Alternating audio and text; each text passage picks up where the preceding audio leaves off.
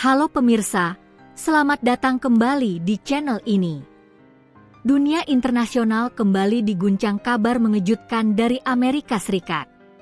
Untuk pertama kalinya, Washington menolak mendukung kecaman terhadap Rusia atas perang tahun 2008 dengan Georgia. Keputusan ini bukan hanya mengagetkan sekutu-sekutu Barat, tapi juga menimbulkan pertanyaan besar. Mengapa Amerika tiba-tiba berubah haluan? Apa arti keputusan ini bagi NATO, Georgia, Rusia, dan tentu saja perang di Ukraina yang sedang berlangsung? Mari kita kupas tuntas.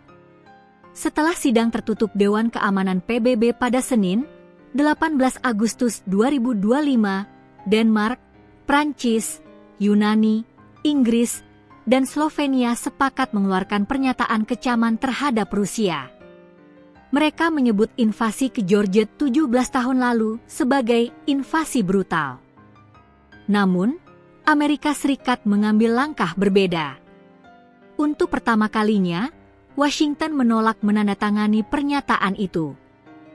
Padahal, di masa lalu, Amerika Serikat selalu berada di garis depan dalam mengecam Rusia. Langkah ini langsung memicu spekulasi. Apakah ini tanda perubahan besar dalam kebijakan luar negeri Amerika Serikat di bawah Presiden Donald Trump? Untuk memahami konteksnya, mari kita mundur ke 7 Agustus 2008. Di bawah perintah Presiden Mikhail Saakashvili, yang saat itu dikenal pro-Barat, tentara Georgia melancarkan serangan ke wilayah Osetia Selatan. Osetia Selatan adalah daerah yang ingin memisahkan diri dari Georgia.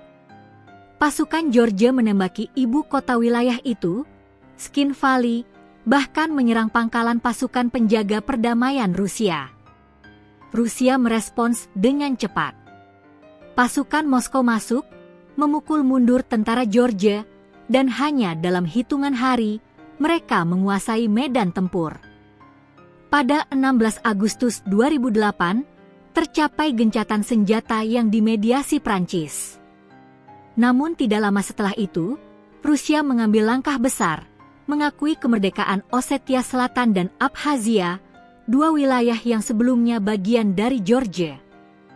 Pertanyaan besar yang muncul adalah, siapa sebenarnya yang memulai konflik ini?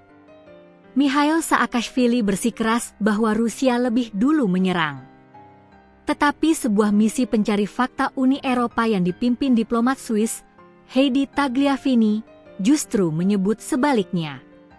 Menurut laporan Tagliavini, permusuhan terbuka dimulai dengan operasi militer Georgia berskala besar terhadap Skin Valley yang dimulai dengan serangan artileri besar-besaran Georgia.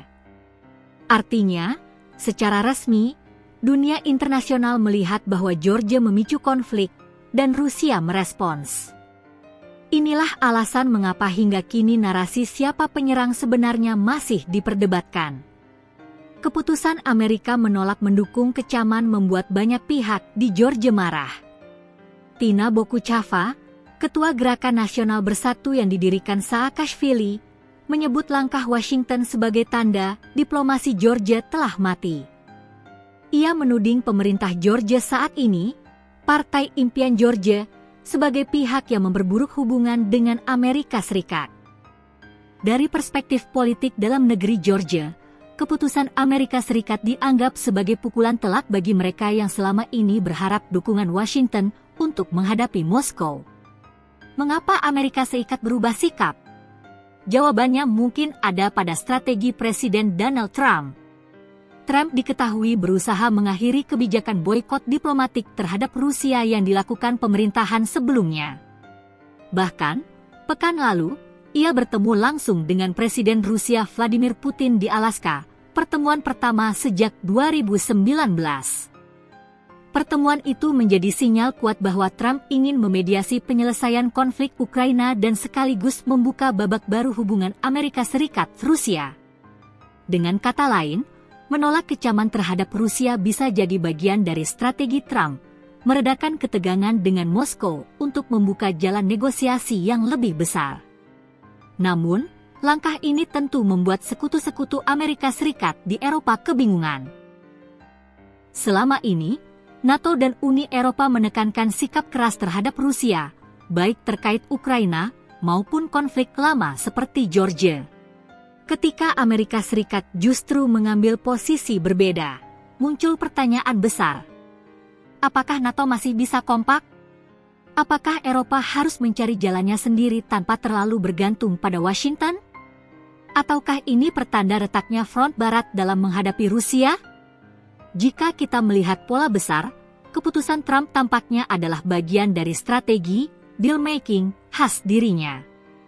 Trump bisa jadi menilai bahwa dengan menurunkan tensi terhadap isu lama seperti Georgia, ia bisa mendapatkan konsesi dari Rusia terkait isu yang lebih mendesak, yaitu perang Ukraina. Langkah ini mungkin pragmatis dari sudut pandang realpolitik. Tetapi dari sudut pandang sekutu Barat, hal ini bisa dianggap sebagai pengkhianatan terhadap prinsip solidaritas. Bagi Georgia, keputusan ini berarti semakin sulit mencari dukungan internasional untuk mengembalikan wilayah Osetia Selatan dan Abkhazia. Rusia, sebaliknya, bisa merasa semakin percaya diri. Dengan Amerika Serikat menolak mengecam, pengakuan Rusia terhadap dua wilayah itu tampak semakin mengakar. Bagi kawasan Kaukasus Selatan, ketegangan bisa meningkat. Armenia, Azerbaijan, dan negara-negara sekitar tentu memantau langkah ini dengan hati-hati. Jika kita tarik lebih jauh, keputusan ini adalah titik balik geopolitik. Amerika mungkin sedang bergeser dari kebijakan konfrontatif menuju kebijakan pragmatis, bahkan akomodatif, terhadap Rusia. Dampaknya besar.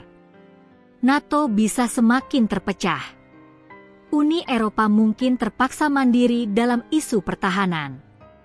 Rusia bisa memperluas pengaruhnya, tidak hanya di Ukraina, tetapi juga di Georgia dan kawasan lain. Keputusan Amerika Serikat menolak mendukung kecaman terhadap Rusia atas Perang Georgia 2008 bukan sekadar langkah kecil. Ini adalah simbol perubahan besar dalam politik luar negeri Washington.